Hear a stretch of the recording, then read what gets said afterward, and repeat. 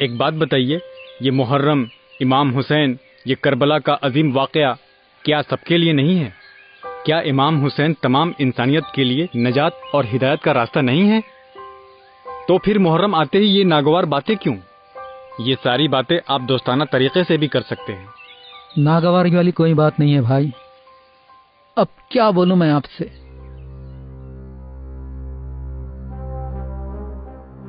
انسانیت تو دور، مسلمانوں سے دور کر دیا ہے کربلا کا آپ لوگوں نے۔ امام حسین کے ذکر کا جو ماحول بنایا ہے آپ لوگوں نے، وہاں کوئی غیر شیعہ کیسے آئے گا بتائیے؟ کالے کپڑے پہن کر نکل جاتے ہو، عجیب و غریب حرکتیں کرتے ہو بازاروں میں، سڑکوں پر نان حلیم کھا کر 1 سال کے لیے سو جاتے ہیں، آئندہ سال پھر ریپیٹ ٹیلی کاسٹ۔ آخر مقصد کیا ہے؟ کیا کہنا چاہتے، کیا بتانا چاہتے دنیا کو؟ میری بات کا برا مت مانیے، جو دل میں تھا کہہ دیا۔ اچھا لگا۔ اب آپ پوری تسلی سے میری بات سنیے۔ ہم کوئی بچکانی گفتگو نہیں کریں گے جس میں میری جیت تیری ہار نہیں، سنجیدگی اور دلیل کے ساتھ بات کریں گے جس سے تمام کنفیوژن دور ہو، چیزیں کلیئر ہوں اور فیصلہ لینے میں آسانی ہو سب کو، ٹھیک ہے؟ ارے واہ، آج پہلی بار کتنی سنجیدہ بات کی ہے جعفر بھائی آپ نے۔ بولیے جعفر بھائی، میں بھی پوری ایمانداری سے آپ کی بات سننے کے لیے تیار ہوں۔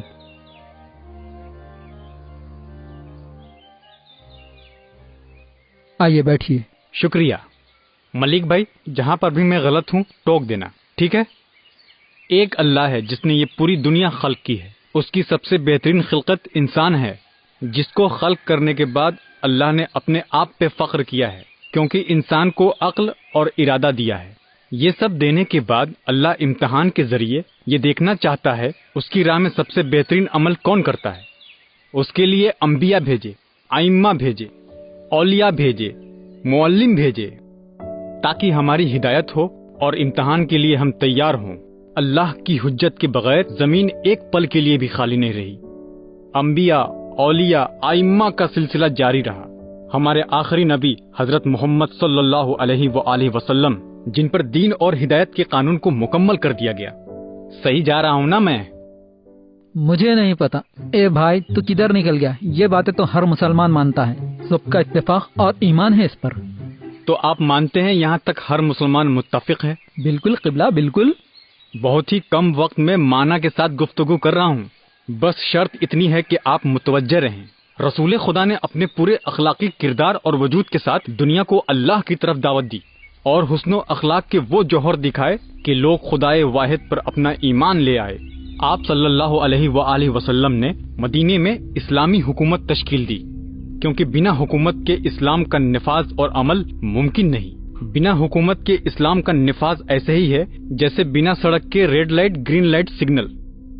لہٰذا آپ صلی اللہ علیہ وآلہ وسلم نے مکے سے ہجرت کی کیونکہ وہاں کی زمین سازگار نہیں تھی حکومت کے لیے، لہٰذا آپ نے مدینے میں الہی قانون پہ حکومت تشکیل دی۔ ایک طرف آپ صلی اللہ علیہ وآلہ وسلم کی اسلامی حکومت جس میں کہیں کوئی نقص نہیں، وہیں دوسری طرف دین سے بھاگے ہوئے گمراہ لوگ حضور کی آنکھ بند ہوتے ہی انسانیت کے لیے مشعل راہ بن جاتے ہیں اور ان کے پاؤں کی دھول ہمارے آنکھ کا سرما بن جاتی ہے، اور خالد بن ولید جیسا ظالم اسلامی حکومت کا کمانڈر ان چیف بن جاتا ہے۔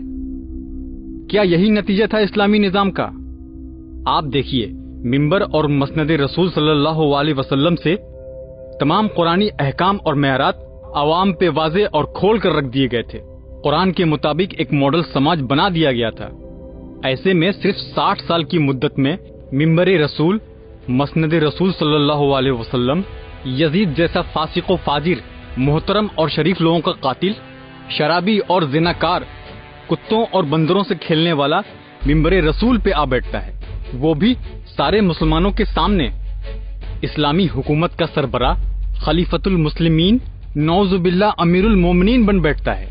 سارے مسلمان اس کے طاغوتی نظام کے سائے میں نماز بھی پڑھ رہے ہیں، حج بھی کر رہے ہیں، زکوٰۃ بھی دے رہے ہیں اور تمام عبادتوں میں مصروف بھی ہیں۔ اب آپ یہاں رک کر غور کریں اور سوچیں کہ کیا ہوا۔ کہاں رسول صلی اللہ علیہ وسلم اور کہاں یہ یزید پلید؟ صرف 60 سال میں دنیا یزید جیسے فاسق کو اپنا ولی اور رہبر تسلیم کر چکی۔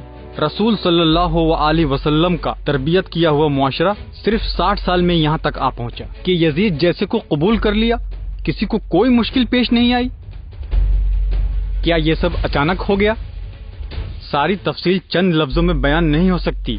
मलिक भाई, तहकीक कीजिए, तारीख के पन्नों को पढ़िए।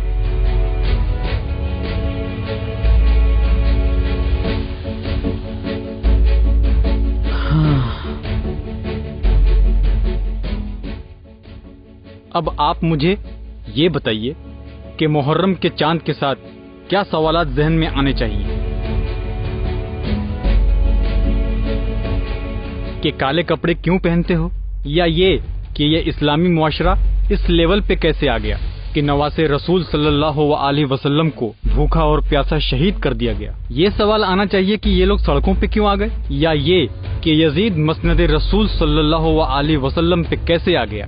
ये सवाल उठना चाहिए कि सरो सीना क्यों पीटते हैं, या ये कि मुसलमानों को क्या हो गया जो यजीद जैसे नजिस को अमीरुल मोमिनीन तस्लीम कर लिया।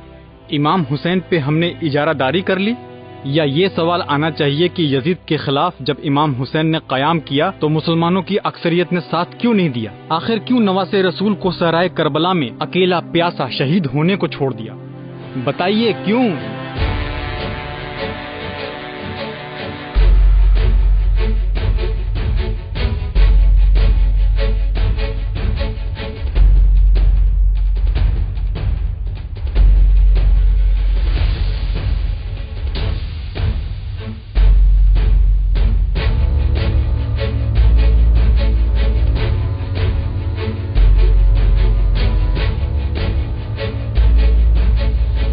मुझे अफसोस है कि इन पहलुओं पे कभी मैंने तवज्जो नहीं दी और ना ही कभी किसी ने इस तरफ तवज्जो दिलाई। ये तो बाकायदा एक रिसर्च का चैप्टर है।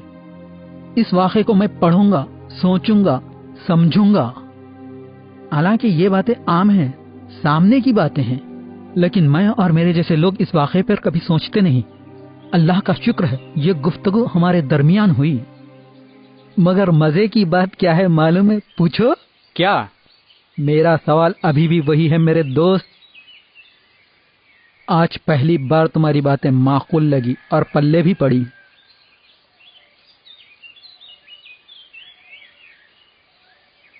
लेकिन ये तुम्हारी महफिलों मजलिसें होती हैं, इसमें तो कुछ और ही सीन होता है।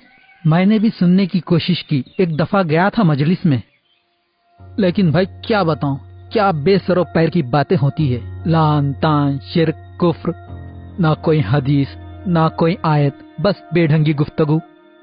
कम से कम जिंदगी जीने की कोई तदबीर बयान कर देता मिंबर से बंदा, लेकिन नहीं। और सबसे मजे की बात यह है, नीचे बैठे हुए लोग आपके अजीजान मोहतरम पता नहीं किस बात पे दो दो फीट उछलते हैं, वाह वाह करते हैं। उनके उल्लड़ हंगामे कोई बात पल्ले ही नहीं पड़ती, और कुछ ही पल में ये लोग धाड़े मार मार कर रोने लगे, पीटने लगे। और यही लोग लंगर के वक्त लंगर पे टूट पड़े। क्या माहौल है, क्या हंगामा है। अगर कोई दूसरे मसलक का आदमी इमाम हुसैन की मोहब्बत में आ भी जाए तो ऐसे माहौल को देखकर भाग खड़ा होगा। माफ करना जाफर भाई, जब मुसलमान ही इस माहौल से भागता है तो फिर एक आम आदमी क्या समझेगा कि आपकी मजलिस में इमाम हुसैन का क्या जिक्र होता है। अब तुमने जो बातें की हैं, क्या यही बातें हर मजलिस में संजीदगी से नहीं हो सकती? लाखों रुपया लंगर और दूसरे कामों में लगाते हो, क्या एक ढंग का खतीब या आलिम मिंबर पर नहीं बिठा सकते?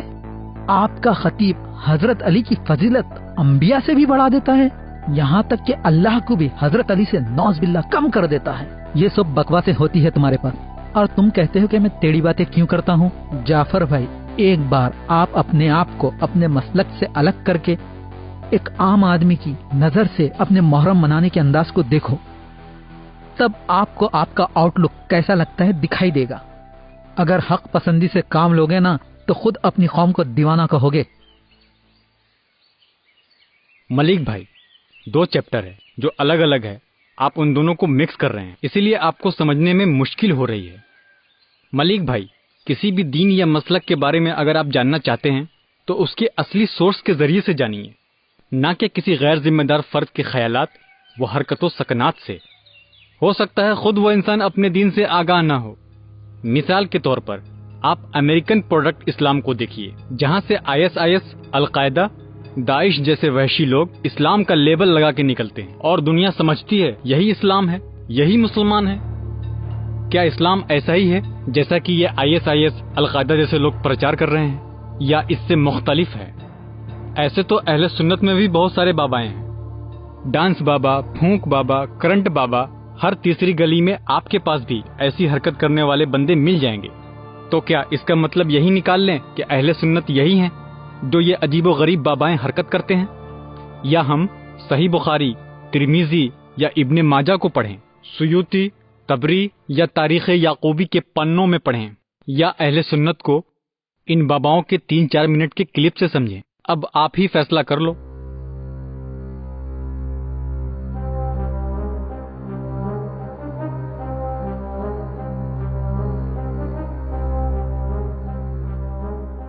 मलिक भाई, शिया सुन्नी इस्लाम के 2 बाजू हैं। हम में साल भर हमाअंगी जो भाईचारगी होती है वो माह मुहर्रम में भी होनी चाहिए, बल्कि उससे ज्यादा होनी चाहिए। रसूल खुदा सल्लल्लाहु अलैहि वसल्लम का इरशाद मुबारक है, हुसैन व मिन्नी व अना मिनल हुसैन। हुसैन मुझसे है, मैं हुसैन से हूँ। इससे बढ़कर इमाम हुसैन की मारिफत में और कोई जुमला चाहिए? लिहाजा तमाम इस्लाम व दीन व शरीयत रसूलुल्लाह सल्लल्लाहु अलैहि वसल्लम के बाद इमाम हुसैन की रहीनो मिन्नत है। अगर इमाम हुसैन करबला में अपनी फिदाकारी ना करते तो तमाम दीन तबाह बर्बाद हो जाता।